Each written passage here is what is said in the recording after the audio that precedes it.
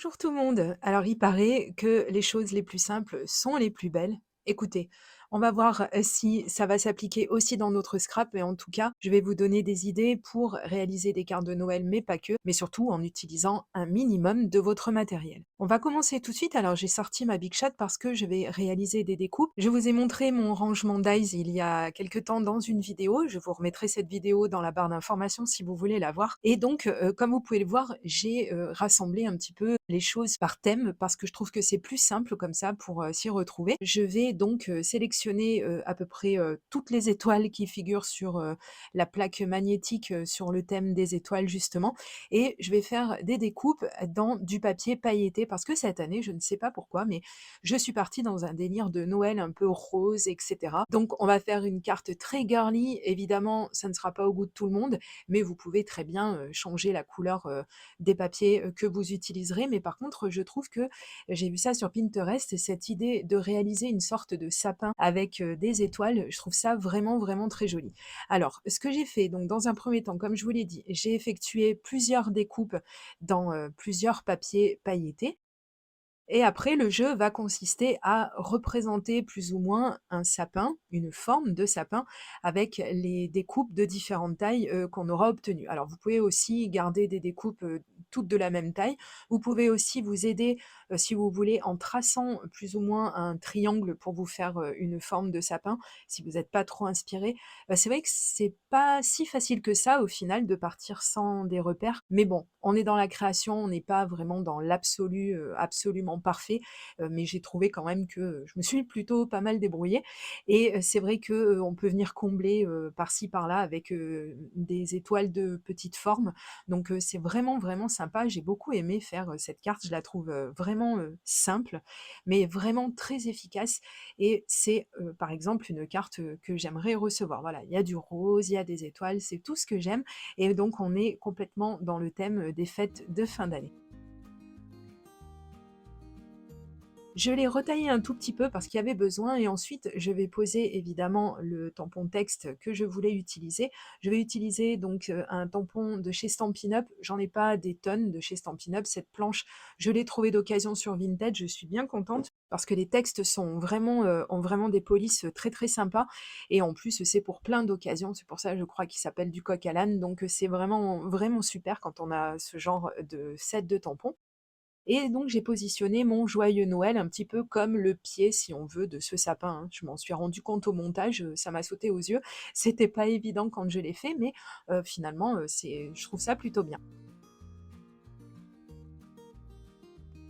Je vais monter mon devant de carte sur, un papier noir, je vais le mater, et la petite astuce que je vous ai donnée il y a quelque temps en arrière dans ma vidéo astuce, que pareil je vous remettrai sous, cette vidéo si vous l'avez ratée cette vidéo, parce qu'en fait elle comporte beaucoup d'astuces en fait à connaître, et là en l'occurrence c'est une astuce pour faire des économies, puisque on va recouvrir le papier noir avec le devant de notre carte, et il n'y a pas vraiment d'intérêt à laisser, l'intégralité du papier. On peut venir récupérer le centre de ce papier, et ni vu ni connu, hein, à part vous, il y a personne qui sait qu'il manque une partie de ce papier, et puis donc comme je vous le dis, ça permet de récupérer et de faire des économies, donc c'est vraiment pas plus mal. Ensuite, on vient positionner de la colle aux endroits appropriés pour que ça ne se voit pas, et ensuite donc j'ai sorti une feuille de papier, rose, qui est un petit peu pétard elle aussi, mais je vous l'ai dit, hein, on va rester dans le rose, dans le girly. Je n'offrirai pas cette carte à n'importe qui, bien entendu, mais en attendant, j'ai beaucoup, beaucoup aimé la réaliser et j'aime bien ce qu'elle a donné. Ça brille dans tous les sens, on est vraiment dans le thème des fêtes de Noël. Elle est très simple et donc elle répond bien à la thématique de cette vidéo. Donc vous me direz ce que vous en pensez dans les commentaires, mais je trouve qu'elle est plutôt réussie.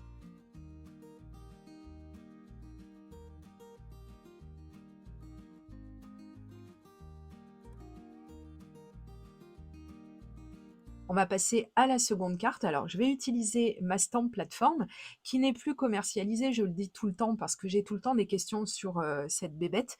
Mais en vrai, je vous conseille quand même, d'avoir ce genre de choses sous la main quand, vous scrapez parce que encore une fois, ça vous fait faire beaucoup d'économies et ça vous permet en fait de disposer vos tampons exactement comme vous le voulez. Donc là, je vais combiner 2 tampons, je vous les ai montrés à l'écran. Alors, le tampon joyeux anniversaire, je ne sais pas de quelle planche il vient, mais l'autre, j'ai pu vous le montrer, le tampon Noël et donc ce qu'on va faire, on va, faire du masquage puisque là, évidemment, je ne vais pas tamponner joyeux anniversaire Noël, ça ça n'aurait rien aucun intérêt, à part pour une personne qui s'appellerait Noël éventuellement, mais bon, bref, on n'en est pas là. Donc, ce que je vais faire, je vais prendre du post-it adhérent sur toute sa surface. Vous trouverez ce matériel ainsi que le reste du matériel que j'ai utilisé dans cette vidéo, comme d'habitude, listé dans la barre d'informations. J'ai posé donc ce post-it qui est vraiment, vraiment super pour venir cacher une partie d'un tampon dont on n'aurait pas besoin. Et comme là, ça, vous voyez, on peut venir superposer deux textes qui ont deux typographies différentes. Et je trouve le résultat, mais vraiment, vraiment très, très joli. Ensuite, comme je l'ai tamponné sur un papier blanc, j'étais partie donc pour faire une découpe avec. Bien sûr, j'allais pas le laisser comme ça. Cette découpe de mémoire, elle vient de chez Action et je ne m'étais pas rendu compte en fait qu'elle arrivait en deux parties. Donc, ce que je vais faire, j'ai voulu utiliser un autre papier pour refaire cette découpe et avoir la partie la plus fine tout autour d'une autre couleur. Et donc, j'ai choisi cette chute de papier qui fait très très Noël et j'ai refait ma découpe. Donc, vous voyez, je suis bien aidée par mon outil 3 en 1 de chez Craftelier parce que quand on a des petites découpes aussi fines, si on ne fait pas attention, on arrache tout en voulant la sortir de son logement. Donc là, c'est vrai que cet outil, c'est pareil, je vous le conseille et c'est un très très bon investissement, bien que ça coûte vraiment, vraiment pas cher.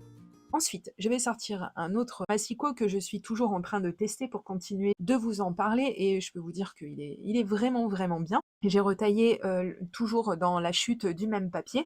J'ai utilisé aussi le bloc de chez Action pour venir créer moi-même ma base de cartes, hein, que j'ai tout simplement pliée en deux. Il y a vraiment, faut pas sortir de Saint-Cyr pour arriver à faire une base de cartes. Et ensuite, comme le fond du papier, n'était pas blanc, j'ai choisi donc, de sortir un papier couleur crème. On se rapproche presque de la couleur du de fond, de ce papier et donc j'ai découpé une bande, comme je vous ai dit qu'on était vraiment dans, quelque chose de très simple et je vais venir la coller en plein milieu, voilà, pour casser un petit peu, le côté peut-être un petit peu chargé de ce papier, bien que ouais, il a rien qui me dérange plus que ça. Mais enfin, voilà. Donc, je vais mettre de la Tacky Glue de chez Action que j'ai hâte de finir parce que cette colle, elle est vraiment pas. Mais bon, il faut bien la passer de toute façon. Et je vais l'étaler correctement grâce à la petite raclette en silicone que vous avez vue à l'écran. Et ça, c'est pareil, c'est toujours utile d'avoir ça dans son matériel. Et une fois que j'ai mis cette bande en travers, j'ai essayé d'être le plus droit possible mais ça, c'est plutôt aisé grâce au tapis quadrillé, ça c'est vraiment, vraiment super et pour sceller les 2 découpes ensemble, vous avez vu, c'est pas très joli, hein, à l'arrière, mais ça, il y a personne qui le verra à part vous.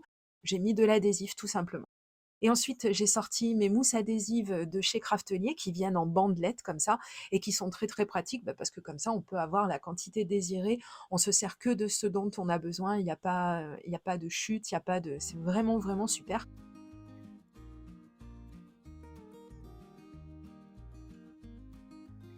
Et donc voilà, bah, ma carte, écoutez, je me posais la question si j'allais pas rajouter des petites choses dessus, mais au final, la simplicité, c'est vraiment ce qu'il y a de mieux, donc elle va rester comme ça.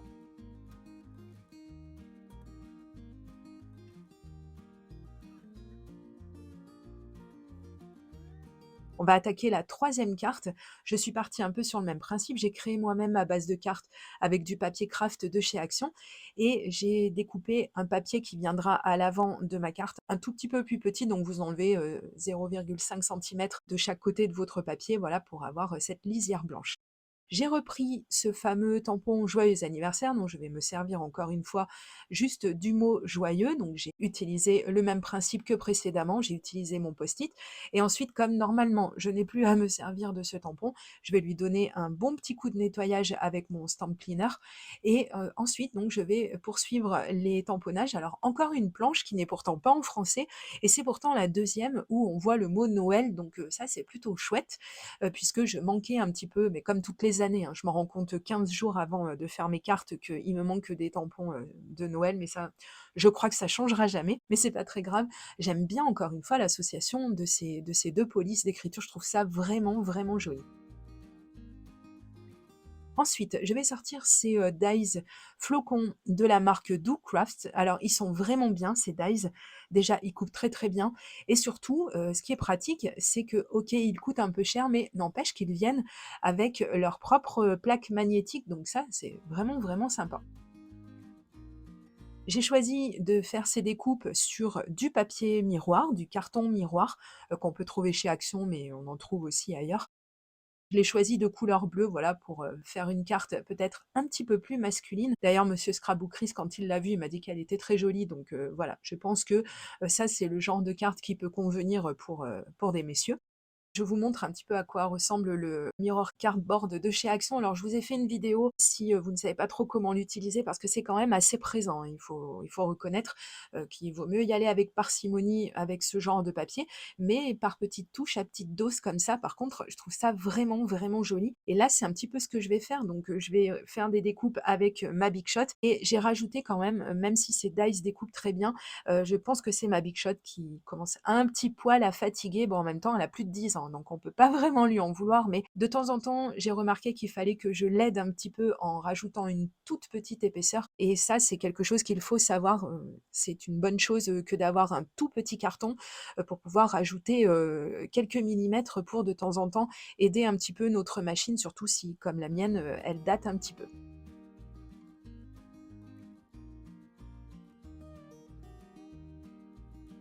J'ai, sorti les découpes de l'horlogement et encore une fois, j'ai été aidée de mon outil 3 en 1 de chez Craftelier et je me suis aperçue qu'évidemment, je n'allais pas avoir assez de découpes, alors j'en ai refait quelques-unes, mais je vais vous donner une petite astuce, hein, si vous manquez de découpe. Je vais déjà reprendre dans un premier temps le devant de ma carte, sur lequel j'ai, fait mes tamponnages et je vais faire un petit fond très rapide avec ma distress, favorite, pour, la couleur bleue, donc la distress Broken China.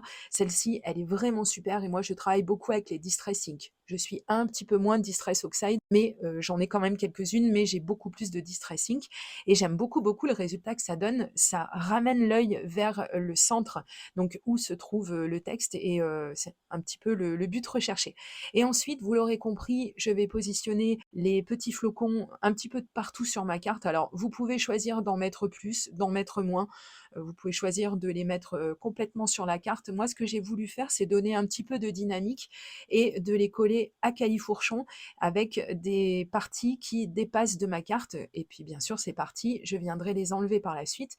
Mais là, pour l'instant, je me contente de voir un petit peu où est-ce que je les colle. Je vais essayer de faire ça de façon harmonieuse, donc je vais utiliser 3 grosses découpes et ensuite je vais utiliser des plus petits flocons et comme vous pouvez le voir, je n'ai pas eu besoin de faire des découpes supplémentaires, c'est ce que je vous disais juste avant, puisque j'ai découpé un flocon en 2 par exemple, ce qui me permet, d'avoir 2 parties et d'avoir, moins de découpes à faire. Donc ça c'est pareil, c'est une petite astuce, qui vaut ce qu'elle vaut, mais moi j'aime beaucoup, beaucoup l'utiliser et mettre les choses à califourchon comme ça sur une carte, je trouve que ça donne vraiment beaucoup de dynamisme. Vous me direz ce que vous en pensez dans les commentaires. Et ensuite, j'ai tout simplement, avec toujours la colle liquide de chez Craftelier, collé mon devant de carte sur la base craft et je trouve que ça va bien ensemble. Vraiment, je trouve ça très, très joli et ce bleu comme ça, voilà, c'est discret et en même temps, c'est un petit peu présent puisque c'est ce qu'on lui demande, hein, puisqu'on a utilisé du carton miroir, mais il faut bouger la carte, voilà, pour avoir ce côté un petit peu plus chargé, un petit peu plus présent. Mais effectivement, je trouve que c'est quand même encore assez simple, c'est surtout simple à réaliser. Du coup, on n'a pas besoin d'avoir énormément de matériel, tout comme cette carte que j'ai réalisée juste avant. Je trouve qu'elle est vraiment très, très jolie. On est vraiment dans des choses, vraiment simplissimes et donc la troisième carte qui donne un petit peu l'impression, comme si c'était la ceinture du Père Noël. Enfin bon, ça c'est mon interprétation, je ne sais pas si vous aurez la même. Mais voici donc, 3 idées si vous manquez un petit peu d'inspiration peut-être pour, vos cartes de fin d'année et surtout pour vous montrer qu'on n'a pas besoin d'énormément de matériel pour arriver à faire de très jolies choses. J'espère que ces 3 cartes vous auront plu, n'hésitez pas à me le dire dans les commentaires et je vous dis à très, très bientôt pour de prochaines vidéos création. Gros bisous, bye bye.